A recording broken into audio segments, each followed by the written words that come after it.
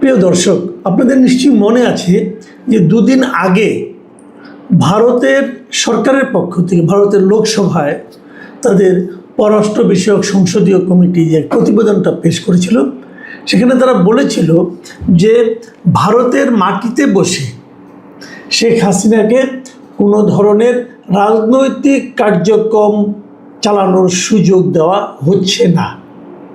মানে হবে না বলে নাই, বলছি হচ্ছে না, মানে তখন থেকে হচ্ছে না, আগে থেকেও হয়নি, কখনোই হচ্ছে না। তো তখন প্রশ্ন উঠেছিল যে যদি দেওয়াই না হবে তাহলে উনি কিভাবে বিভিন্ন ইন্টারন্যাশনাল মিডিয়াকে সাক্ষাৎকার দিচ্ছেন এবং সেই সাক্ষাৎকারে উনি ওনার পরবর্তী পদক্ষেপ সম্পর্কে বলছেন। তো এই প্রশ্ন নিয়ে কিন্তু দুই ধরনের কথা আছে। এক ধরনের কথা হলো উনি সাক্ষাৎকারে ওনার অবস্থা উনি বর্ণনা করতেই পারেন, সেটা তো আর রাজনীতির পার্ট না। রাজনীতির পার্ট হলো কীভাবে উনি দেশ দখল করবেন না কী করবেন এগুলো। আবার অন্যভাবে একটা ব্যাখ্যা হয় যে তার মতো ব্যক্তি যে কথাটাই বলেন সেটাই আসলে একটা রাজনৈতিক ইঙ্গিত অথবা রাজনৈতিক একটা পদক্ষেপ।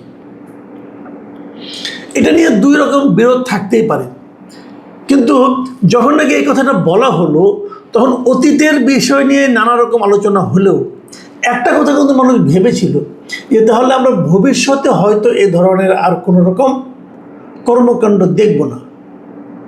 কিন্তু বাস্তব হলো সম্পূর্ণ উল্টা। কিভাবে? যে আজকে ভারতেরই একাধিক মিডিয়াতে, ইন্ডিয়া টুডে, দ্য হিন্দু, এরকম সকল মিডিয়াতে একটা খবর বেরিয়েছে। সেই খবরটা হলো যে উনি আগামী 5 তারিখে, মানে ডে আফটার টুমোরো, পরশু দিন, উনি প্রথমবারের মতো ভিডিওতে আসবেন। মানে একটা অনুষ্ঠান হবে, সেই অনুষ্ঠানে উনি আগামী 5 তারিখে সন্ধ্যা 6টা থেকে 7:30 পর্যন্ত নয়াদিল্লির মাথুরা রোডে অবস্থিত স্যার মার্ক টালি অডিটোরিয়ামে একটা অনুষ্ঠানের আয়োজন করা হয়েছে। এই অনুষ্ঠানটার আয়োজন করেছে foreign correspondent club of south Asia, মানে FCC সাউথ এশিয়া। এখানে একটা ভার্চুয়াল অনুষ্ঠান হবে। সেই অনুষ্ঠানে ফিজিক্যালি অনেকে থাকবেন, যেমন আবার সাবেক যিনি শিক্ষামন্ত্রী ছিলেন নওফেল সাহেব, উনি থাকবেন, আরও অনেক সাংবাদিকরা থাকবেন। সেখানে শেখ হাসিনা যুক্ত হবেন ভার্চুয়ালি, মানে ভিডিওতে ওনাকে দেখা যাবে এবং উনি ওখানে ভিডিওতে কথা বলবেন। উনি যেখানে আছেন সেখান থেকে উনি সেখানে যুক্ত হবেন এবং সেখানে আরও যারা অংশ নেবেন তাদের মধ্যে শেখ হাসিনার পুত্র সজীব ওয়াজেদ জয় আছেন, আগে বলেছি শিক্ষামন্ত্রী মহিবুল হাসান চৌধুরী নওফেল আছেন, এবং ওখানে একটা কিছু বিদেশি বাংলাদেশি আর কি বিদেশি মিডিয়াতে যারা জব করেন সেরকম কিছু লোক থাকবেন। বাংলাদেশ হিউম্যান রাইটস ওয়াচের মহাসচিব মোহাম্মদ আলী সিদ্দিক, এরা থাকবেন। এবং এখানে আরও অনেকের নাম আছে, যেমন সাবেক কূটনীতিক নিরাপত্তা বিশ্লেষক আমিনুল হক পলাশ, রাজনীতি ও সন্ত্রাস বিরোধী বিশ্লেষক আবু ওবায়দা আরিন, হ্যাঁ, এবং এই বাংলাদেশ হিউম্যান রাইটস ওয়াচের USA-র পরিচালক শাহ মোহাম্মদ বখতিয়ার, এরা থাকবেন। তবে যে নামটা আমার কাছে খুব ইন্টারেস্টিং মনে হয়েছে সেটা হলো যে সাবেক ক্রিকেটার, আওয়ামী লীগ আমলের শেষ সংসদের সংসদ সদস্য মিস্টার সাকিব আল হাসান, তিনিও এখানে থাকবেন এই অনুষ্ঠানে। তো এগুলো অনেকটাই মানে আন্তর্জাতিক মিডিয়া, ভারতের মিডিয়া, আমাদের বাংলাদেশের মিডিয়া, সব জায়গায় কিন্তু একটা কৌতূহল সৃষ্টি করেছে যে প্রথমবারের মতো উনি ওনার ছবি মানুষ দেখতে পাচ্ছে, উনি প্রকাশ্যে আসছেন। ভার্চুয়ালি হতে পারে, ভিডিওর মাধ্যমে হতে পারে, কিন্তু ওনার চেহারাটা দেখা যাবে এবং ওই চেহারা দেখিয়ে ভিডিওরভাবে উনি কিছু কথাবার্তা বলবেন। উনি কি বলবেন কি না বলবেন এটা নিয়ে মানুষের মধ্যে একটা কৌতূহল তৈরি হতেই পারে, এই কারণে যে উনি কিন্তু বেশ কিছুদিন আগে ঘোষণা দিয়েছিলেন যে উনি এই বছরের ডিসেম্বরের মধ্যে দেশে ফিরবেন। একা নয়, দলের শীর্ষ পর্যায়ের নেতাদের নিয়ে উনি দেশে ফিরবেন।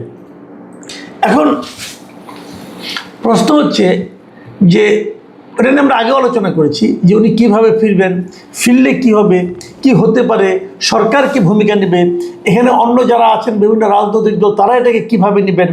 এরই মধ্যে অনেককে দেখলাম বেশ মানে অহংকার করে বলছিলেন শেখ হাসিনা জীবনে দেশে ফিরতে পারবেন না, ওনার লাশও দেশে ফিরবে না।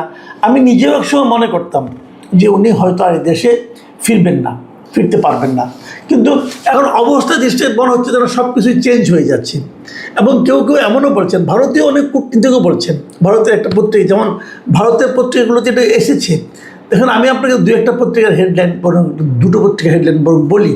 যেমন ইন্ডিয়া টুডে, তারা হেডলাইন করেছে যে 2 years after ouster Sheikh Hasina to make first public appearance in India, মানে ক্ষমতাচ্যুত হওয়ার 2 বছর পর শেখ হাসিনা প্রথম পাবলিকের সামনে আসছেন। যেভাবে আসুন, ভিডিওর মাধ্যমে হোক না হোক, আসছেন। এবং এই আসার জন্য উনি বেছে নিয়েছেন ঠিক 5 আগস্টকে, যে 5 আগস্টে ওনাকে সর্বশেষ দেখা গিয়েছিল, জনগণ থেকে সবশেষ যেদিন দেখেছিলেন, তার ঠিক 2 বছর পূর্তির দিনে উনি আবার জনগণের সামনে আসছেন। এখন এই 5 আগস্টকে বেছে নেওয়া, এটাও কি কোনো ইঙ্গিতপূর্ণ বিষয় কিনা এটা আমি বলতে পারবো না, কিন্তু এটা নিয়ে কিন্তু আলোচনা চলতেই পারে যে হোয়াই 5 আগস্ট, এটা অন্য দিনও তো হতে পারতো, তাও হয়নি, একদম 5 তারিখে হয়েছে। কাজে এখানে হয়তো উনি কী বলবেন না বলবেন এটা নিয়ে তো অন্যরকম আলাপ আলোচনা চলবে। হয়তো উনি বলবেন ওনার রাজনৈতিক ভবিষ্যৎ, উনি হয়তো বলবেন উনি পরবর্তী পদক্ষেপ কী হবে, অনেক কিছু বলবেন। তো এটা নিয়ে আলোচনা হচ্ছে। কিন্তু ইন্টারেস্টিং একটা হেডলাইন আমি দেখলাম, ভারতের খুব বিখ্যাত একটা পত্রিকা দ্য হিন্দু, ওনারা যে শিরোনামটা করেছেন সেটা আপনারা শুনুন। ওনারা শিরোনাম করেছেন যে Sheikh Hasina to hold pressure on August 5, a month before Tarique Rahman's expected visit. মানে তারেক রহমান ব্রিক্স সম্মেলনে কিন্তু যাওয়ার জন্য তাকে আমন্ত্রণ জানানো হয়েছে। যদি উনি সেখানে যান, সেটা হবে সেপ্টেম্বরে। মানে উনি যাচ্ছেন তাহলে যখন তার 1 মাস আগে হাসিনার এই যে বাইরে বেরিয়ে আসাটা, এটা তারেক রহমানের সরকারের উপর এক ধরনের প্রেশার তৈরি করতে পারে। এবং দ্য হিন্দুর এই রিপোর্টটা লিখেছেন কল্লোল ভট্টাচার্য, আমি রিপোর্টটা পড়লাম। এখানে উনি বেশ কিছুগুলি কথা বলেছেন। উনি যে কথাগুলি বলেছেন তার মধ্যে আমি 2-1টা কথা আপনাদেরকে বলি। উনি বলার চেষ্টা করেছেন, যে একজন এক্সপার্টের বক্তব্য দিয়ে উনি বলার চেষ্টা করেছেন যে এই যে হাসিনা ঘোষণা করেছেন যে উনি বাংলাদেশে ফিরে যেতে চান, যাবেন, এই জিনিসটা ভারতকে, বিশেষ করে ভারতীয় গভর্নমেন্ট এবং ভারত এদেরকে এক ধরনের স্বস্তি দিচ্ছে। তারা মনে করছেন এটা দেওয়ার মাধ্যমে তারা একভাবে লাভবান হবেন। কারণ ভারতের উপরও ইন্টারন্যাশনাল একটা প্রেশার থাকতে পারে, বাংলাদেশে একটা প্রেশার থাকতে পারে যে তারা বাংলাদেশ থেকে ক্ষমতাচ্যুত এবং সাজাপ্রাপ্ত রাজনীতিবিদ এবং সাবেক প্রধানমন্ত্রীকে ভারত আশ্রয় দিয়ে রেখেছে। এটা ভারত বাংলাদেশের সম্পর্কের ক্ষেত্রে একটা নেতিবাচক প্রভাব ফেলতে পারে। কিন্তু যদি উনি নিজে থেকেই ব্যাক করতে চান, অথবা যদি ব্যাক করেন, তাহলে এই জায়গাটাতে ভারত নির্ভর হয়ে যেতে পারবে। এটা হলো এক ধরনের বক্তব্য। আর এই রিপোর্টে আমি আরেকটা জায়গায় পড়লাম, সেখানে হলো মিস্টার পিনাক রঞ্জন চক্রবর্তী, আপনাদের খেয়াল আছে বাংলাদেশে একসময় ভারতের হাই কমিশনার ছিলেন। তিনি বলেছেন যে উনি মনে করেন যে হাসিনা ডিসেম্বরের মধ্যে দেশে ফেরার যে ঘোষণা দিয়েছেন, এটা আসলে ফাঁকা বলি নয়। উনি মনে করেন যে হাসিনা আসলেই ফিরবেন। এবং উনি এটা কারণ হিসেবে বলছেন যে ওনাকে আসলে উনি যদি না ফিরেন তাহলে হয়তো আওয়ামী লীগই হারিয়ে যাবে। আওয়ামী লীগকে টিকিয়ে রাখার স্বার্থেই ওনার ফিজিক্যাল প্রেজেন্স বাংলাদেশে এটা খুব জরুরি, এবং যে কারণে উনি ফিরবেন। এবং উনি আরেকটা কথা বলেছেন যে তার অ্যাগেনস্ট, তার বিরুদ্ধে কোনো ধরনের লিগ্যাল যদি প্রসিডিওর গ্রহণ করা হয়, লিগ্যাল কোনো রকম ব্যবস্থা নেওয়া হয় যাতে নাকি ফিজিক্যালি ওনার কোনো শারীরিকভাবে ওনার কোনো ক্ষতি হতে পারে, সেই বিষয়টা নিয়েও কিন্তু ওনাকে চিন্তা করতে হবে, তারপর ওনাকে ফিরতে হবে। এবং উনি এটাও মনে করেন যে এটা ইমিডিয়েট যাওয়ার সঙ্গে সঙ্গেই হয়তো কোনো ধরনের পানিশমেন্ট ওনাকে দেওয়া হবে না, ওনাকে এটা নিয়ে আপিল করার সুযোগ দেওয়া হবে। এবং এক্ষেত্রে ভারতও কোনো ভূমিকা রাখতে পারে কি না এটা নিয়েও কিন্তু উনি এক ধরনের একটা সম্ভাবনার কথা বলেছেন। মানে ওনার বক্তব্য হলো যে এটা আমি অবাক হব না যদি ভারত এখানে কোনো একটা ভূমিকা রাখে, এবং ভারত যদি এই বিষয়টি নিয়ে বাংলাদেশের সঙ্গে আলোচনা করে এবং ওনার নিরাপত্তার ব্যাপারটা এনশিওর করতে চায়। এটা খুব একটা মানে সে অবাক হবে না আর কি। তো এই যে ঘটনাগুলো ঘটছে, দেখুন যে যখন কতগুলি বিষয় কিন্তু উনি আগের থেকে ইন্টারভিউ দিচ্ছিলেন, উনি ফিরবেন, তারপরে ভারত বলল আমার এখান থেকে কোনো রাজনীতি চলবে না, এবং বলার পরে উনি ঘোষণা দিলেন যে উনি প্রকাশ্যে আসবেন, ভিডিওর মাধ্যমে আসবেন, এবং তারপর বিভিন্ন এই সময় এক মাস পরে সেখানে আবার ভারতে আবার তারেক রহমান যাবেন, এবং সব কিছু কিন্তু শেখ হাসিনা, বাংলাদেশ সরকার, ভারত সরকার এর মধ্যে ঘুরপাক খাচ্ছে। এখন এখান থেকে ইঙ্গিতটা কি পাচ্ছেন আপনারা?